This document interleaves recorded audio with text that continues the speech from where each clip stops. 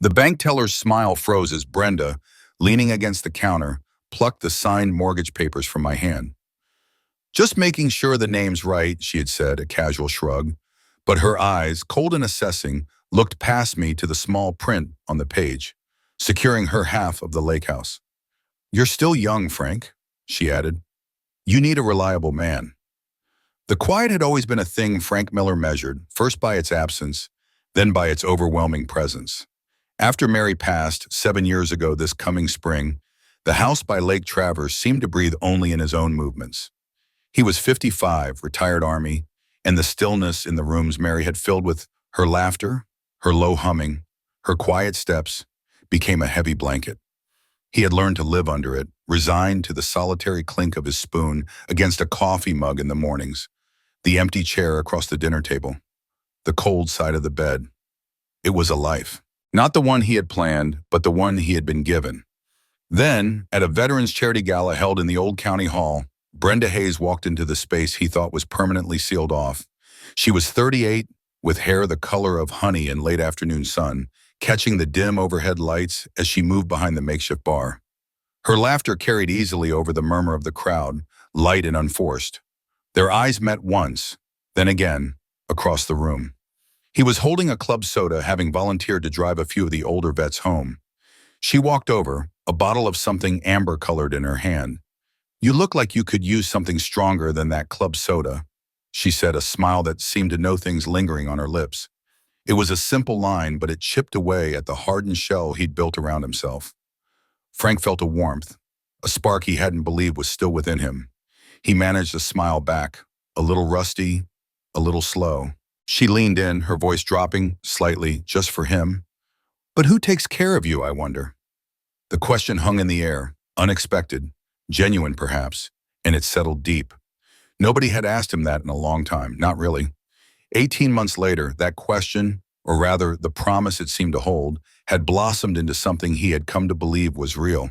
He felt like he had hit the jackpot, a second chance he hadn't dared to dream of. 6 months prior, Brenda had said yes to his proposal. He remembered feeling a lightness in his chest, a spring in his step that made him feel half his age. He had even caught himself humming some mornings, a habit he hadn't indulged since Mary. Now looking back, he told himself he should have seen the signs. They were there, he knew, small glimmers in the rearview mirror of their unfolding life. But he had wanted something to be real badly enough to ignore them. Their first date had been at an Italian place on Main Street, a small spot with red and white checkered tablecloths and a faint smell of garlic.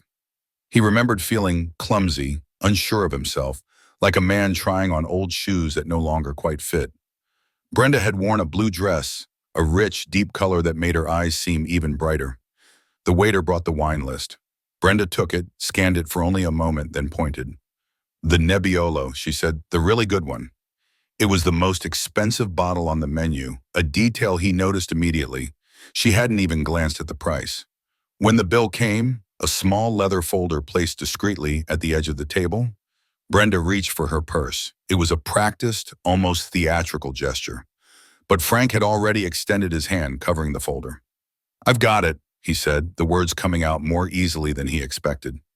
She smiled, a quick, almost dismissive curve of her lips. "Next time's on me," she'd winked. He had believed her then. There never was a next time on her. That wink, that promise, it had been just that. Frank could count on 2 hands the number of times Brenda had even offered to pay since that first night. There was always an excuse, her wallet forgotten in her car, a problem with her credit card, or more often her mother Evelyn, needing money for medical bills. Frank had enough. He'd saved diligently during his Army career, and Mary had left him comfortable. He didn't mind, not really, not then. Her smile, the way she brightened the quiet rooms, seemed worth every penny. The lonely silence, that heavy blanket, felt lighter with her in the house. After about 3 months, a pattern began to form. Brenda's toothbrush found a permanent spot next to his. Her clothes started to fill a drawer in his dresser. She would sigh dramatically in the mornings, stretching languidly beside him. "That drive from your place to yours gets so tiresome," she'd murmur, her fingers tracing idle patterns on his chest, a light touch he was still getting used to. Then a few days later, she'd mention it again, more directly this time. And it's silly to pay rent on my apartment when I spend most nights here anyway. It made sense to him. The logic was sound. Why pay for two places when they were together almost every night? He missed the easy companionship. The quiet had, after all, been deafening. He cleared his throat.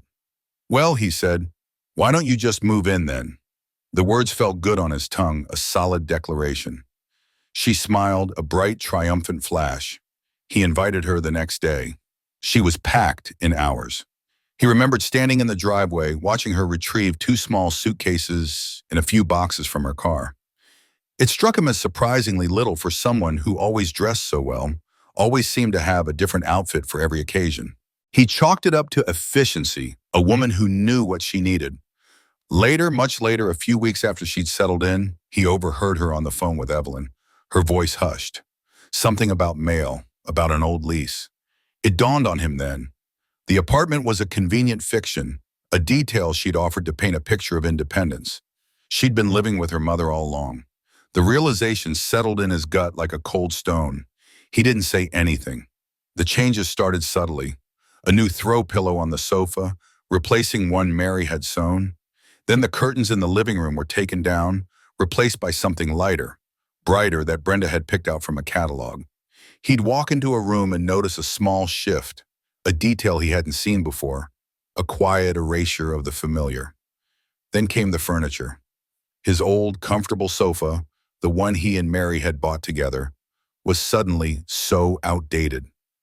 A few weeks later, a new, sleeker model appeared in its place. The dining set, solid oak and scarred with years of family meals, was replaced by a glass-topped table and four modern chairs, chosen to match Brenda's aesthetic. He didn't argue. He just watched the pieces go, out the door and into the hands of a second-hand dealer, each one a small sacrifice for what he hoped was their future. The line, when it finally came, was drawn in the master bathroom, the one he and Mary had designed, a space of quiet comfort with its deep green tiles and an old-fashioned clawfoot tub Mary had loved. Brenda stood in the doorway, wrinkling her nose. "It's just so old-fashioned," she complained, waving a dismissive hand at the tub. "We should gut it, put in a walk-in shower, modern fixtures." He felt a sudden, sharp coldness. He looked at the tub, imagining Mary soaking in it, reading a book, steam rising around her. "It stays," he said, his voice firmer than he'd intended. It was one of the few times he'd put his foot down, a quiet assertion in a house that was slowly becoming hers. She pouted, her lips pushing out in a way that made her look younger, less in control. But she conceded, for now. Looking back, Frank could see it clearly, though then it was all hazy, obscured by a kind of hopeful fog. Brenda wasn't just moving in, she was just biding her time, he realized. Playing the long game for the whole house, not just a share of his life. 3 days before the wedding, that's when everything started to fall apart. Or, depending on how you looked at it, come together. He was at Hank's Haberdashery, a small shop on the edge of downtown that still used a real tailor. The charcoal gray suit with its subtle blue pinstripe hung perfectly. Mary always said blue was his color, brought out the gray in his eyes. He stood on the small dishwrist, the tailor kneeling to adjust the cuff. "Stand up straight, soldier," a familiar voice boomed from the doorway. Stan Peterson, who'd shared a foxhole with Frank in Desert Storm and now owned the hardware store down the street, clapped him hard on the back. Frank nearly stumbled. "You look like you're preparing for a court-martial, not a wedding." Stan grinned, his eyes crinkling at the corners. Dave Jensen, another Army friend, walked in behind Stan, a six-pack of Coors Light in a brown paper bag. "Leave him alone, Stan," Dave said, a wry smile playing on his lips. "Frank's walking back into the line of fire voluntarily. Show some respect for the fallen." They all laughed, the sound echoing in the quiet shop. Frank forced a chuckle, but as he met Dave's eyes, he saw a question there, something unspoken beneath the easy banter. Later, the three of them were at the corner tap, nursing beers. The clink of glasses, the low hum of conversation, the faint smell of stale beer and popcorn. It was familiar territory, comfortable. Stan had gone to play darts, leaving Frank and Dave at a small, scarred table in the corner. Dave took a slow sip of his beer, then set the glass down with a soft thud. He looked at Frank, his gaze steady. "You're sure about this, right?" he asked, his voice low. "I mean, Brenda's great and all, but it's been a quick engagement." Frank took a long swig of his IPA. The bitter taste coated his tongue. "When you know it," he said, the old cliché feeling hollow as it left his mouth. He tried to sound convinced, even to himself. Dave nodded, but his eyes didn't look convinced. He traced the condensation on his glass with a finger. "It's just, Mary was one of a kind," he said quietly, "and Brenda is so different." "That's the point," Frank said, perhaps a bit sharply. The words came out quicker than he intended. He heard the defensiveness in his own voice. "I'm not trying to replace Mary." "Of course not." Dave backpedaled quickly, holding up a hand. "Nobody could. It's just, Carol mentioned something the other day." Dave paused, picking at a loose label on his beer bottle. "She said Brenda was asking her some questions about your finances last week. You know, about your investments, pension, how the house was set up after Mary passed. Carol said it seemed odd for casual conversation." Frank felt a tightening in his chest, a cold knot forming in his stomach. He tried to push it down, to rationalize. "She's just being practical," he said, forcing a casual shrug. "We're combining our lives. It's natural she'd want to know." He drained the rest of his IPA, the bitterness suddenly more pronounced. But the seed was planted. That little doubt, small and sharp, had found its way in. There had been other signs, he acknowledged now, looking back through the clear, sharp lens of regret. Other little threads of deception that he'd either missed or, more accurately, ignored. His desire for a second chance, for a life that wasn't just quiet, echoing loneliness, had been a powerful sedative to his judgment. When they were out, whether at a restaurant or a community event, Brenda always seemed to run into old friends. More often than not, they were attractive men, well-dressed, who looked at Brenda a bit too long, their eyes lingering as they shook her hand or touched her arm a bit too familiarly. Brenda would introduce him proudly, a hand on his arm, her voice bright. "This is Frank, my fiancé." It felt performative, as if she was showing him off rather than truly connecting two parts of her life. The men would offer polite smiles, but their gaze would always drift back to Brenda, a shared history in their eyes that Frank couldn't quite decipher. One afternoon a few months back, they were heading out for groceries. Brenda couldn't find her car keys. "They must be in my purse," she'd said, rummaging through it. "Can you grab them for me, honey? I'm already late." He reached in, feeling the soft leather, then his fingers brushed against a crinkled piece of paper. It was a receipt, a hotel receipt, dated for the previous month, a town 2 hours north, not a place they had ever visited together. When he asked, holding the receipt out, Brenda had laughed it off, a light, airy sound that didn't quite reach her eyes. "Oh, that," she said, waving a dismissive hand. "A girls' weekend with friends from college. Didn't I tell you about that? We were going to look at some antique shops up north." He remembered standing there, the paper in his hand, the small, cold doubt already taking root. But he'd wanted to believe her, wanted it so badly that he let the explanation settle, a flimsy blanket over a growing chill. Then there were the phone calls, mysterious phone calls, always taken on the small back porch, her voice hushed, her back to him. He'd hear the low murmur, a quick burst of laughter, then silence as soon as his footsteps approached the door. She'd turn, a quick, almost too bright smile on her face. "Just my mother," she'd say, always the same line. "She's having trouble with her medication again. You know how she gets." He'd nod, pretending to believe the concern in her voice, even as he noted how the smile didn't quite reach her eyes. Evelyn's medication issues seemed to be a frequent, convenient explanation for many things. That evening, the conversation with Dave still replaying in his mind, the hotel receipt and the hushed phone calls resurfacing with renewed clarity, Frank made a decision. Brenda was staying at Evelyn's house, for tradition's sake, she'd explained, a final night apart before the wedding. He pulled his truck keys from the hook by the door. He drove to Daisy's Bloom on Main Street, a small shop with a cheerful awning. He picked out a bouquet of white peonies, tight, unopened buds nestled among green leaves. Her favorite. The florist wrapped them in brown paper and string. The scent was fresh, earthy. He paid cash. The drive to Evelyn's old Victorian house was about 20 minutes, winding through the darkening country roads. The house was an imposing structure, painted a faded lavender, standing alone on a large, unkempt lot. It was where Evelyn had raised Brenda after her father left them years ago, a place steeped in its own quiet history. As he pulled into the long gravel driveway, the engine ticking as he shut it off, a single light glowed in an upstairs window. It was a warm Midwestern night, the kind where the air hung heavy and still, thick with the cloying sweetness of jasmine from unseen bushes and the relentless mechanical chorus of cicadas.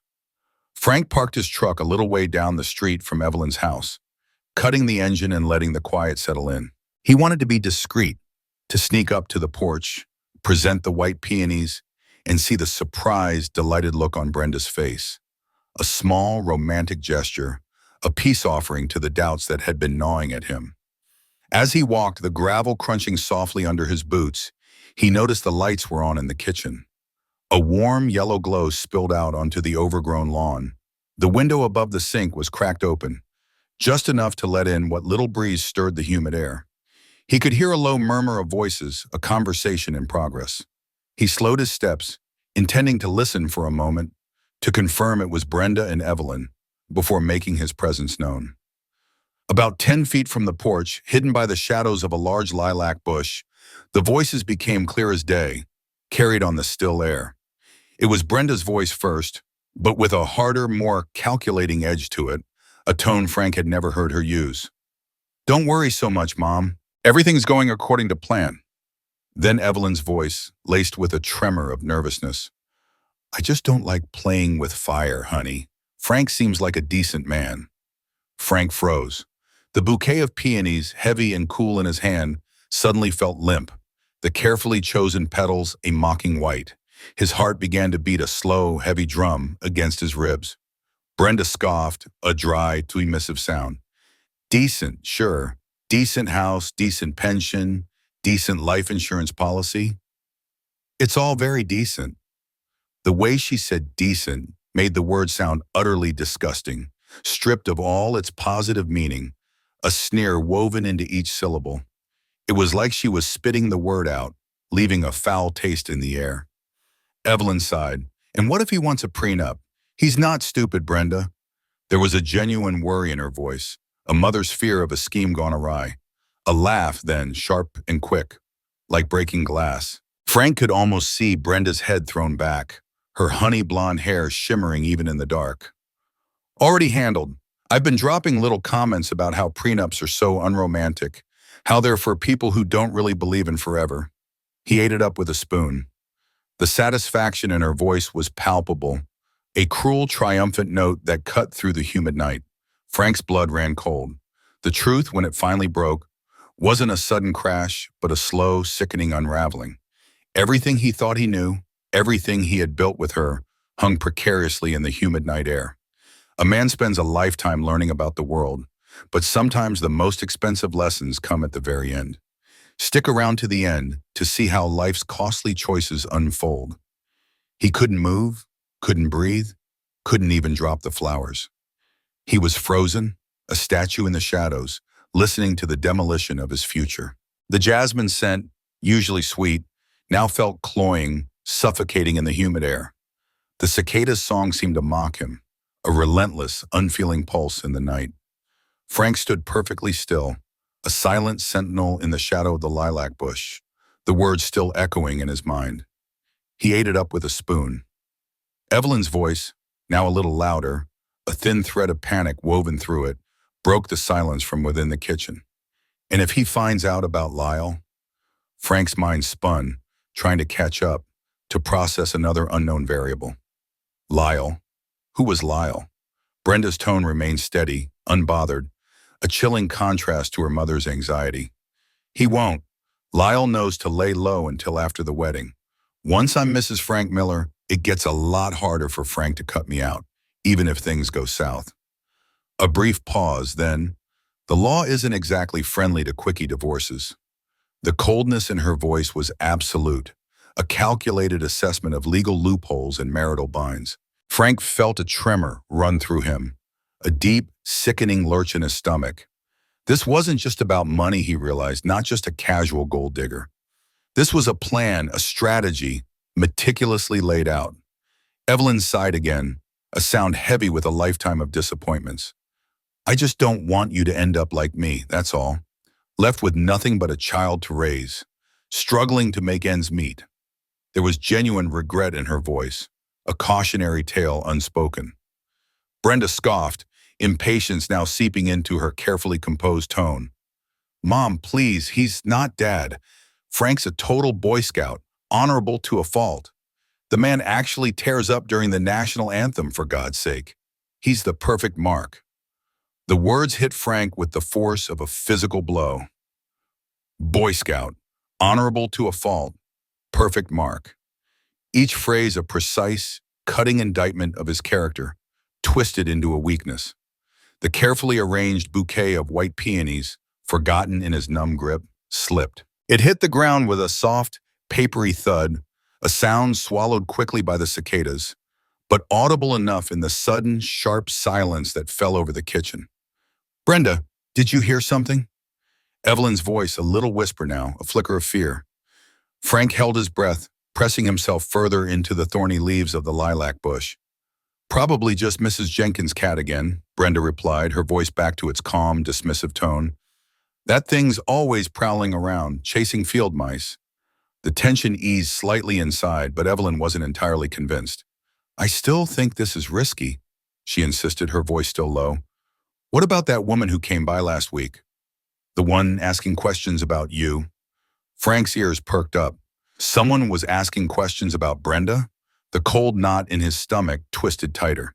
Just some busybody from my old job, Brenda said, annoyance barely concealed. Nothing to worry about. She didn't seem like a coworker, Brenda, Evelyn pressed, her voice gaining a surprising firmness. She seemed like what, Mom? Spit it out. Brenda's demand was sharp, a sudden crack in her composure. Like law enforcement, Evelyn whispered. A long, suffocating pause settled over the kitchen. Frank could feel Brenda's anger radiating even from this distance, a palpable heat in the night air. When she spoke again, her voice was brittle, like a thread pulled too taut. I told you it's handled. She's got nothing on me, and after Saturday, it won't matter anyway. He heard the scrape of a chair, perhaps Brenda moving, pacing. Once I'm married to Frank, I'll have access to his accounts. We can pay off those debts and start fresh. Debts? Evelyn's voice shot up, laced with genuine alarm. What debts? I thought you said the situation was just about that man who claimed you stole his car. Frank's head snapped up. Stole a car? The layers of deception, each one uglier than the last, were peeling back with horrifying speed.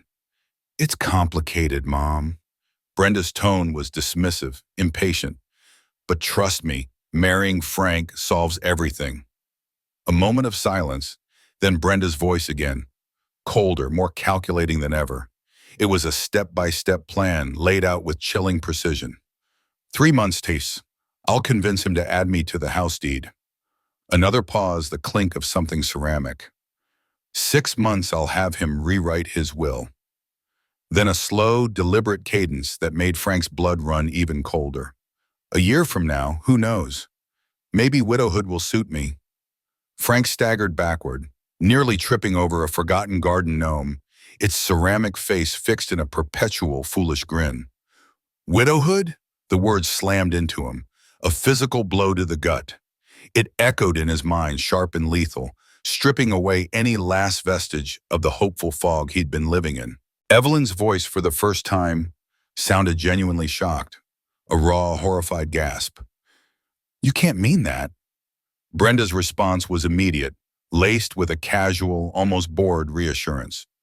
Relax, Mom. I'm just saying life insurance pays out more for accidents than natural causes. Something to keep in mind. The words hung in the air, a grotesque suggestion, a chilling blueprint for murder. Frank didn't wait to hear another word. The scene, the entire conversation, was scorched into his brain, clear and undeniable. He turned, the gravel crunching under his boots, and walked, quickly, almost a run, back to his truck. His mind raced, a frantic kaleidoscope of Brenda's smiles, her I love yous, her seemingly innocent touches, all now imbued with a sinister, predatory intent. He climbed into the truck, fumbling with the keys, his hands shaking. The engine roared to life, a welcome noise that drowned out the hum of cicadas and the echoes of Brenda's chilling words. As he backed out of the driveway, his headlights briefly illuminated the ground beneath a lilac bush. The white peonies lay forgotten on the grass, their delicate petals already beginning to brown at the edges, wilting in the oppressive summer heat. Frank drove home in a daze. The cheerful Midwestern night, so often a source of quiet comfort, now felt oppressive and sinister. The warm air pressed in, thick and suffocating, and the chirping of crickets, once a soothing rhythm, became a maddening, incessant din. Every turn of the wheel felt mechanical, his hands gripping the steering wheel too tight.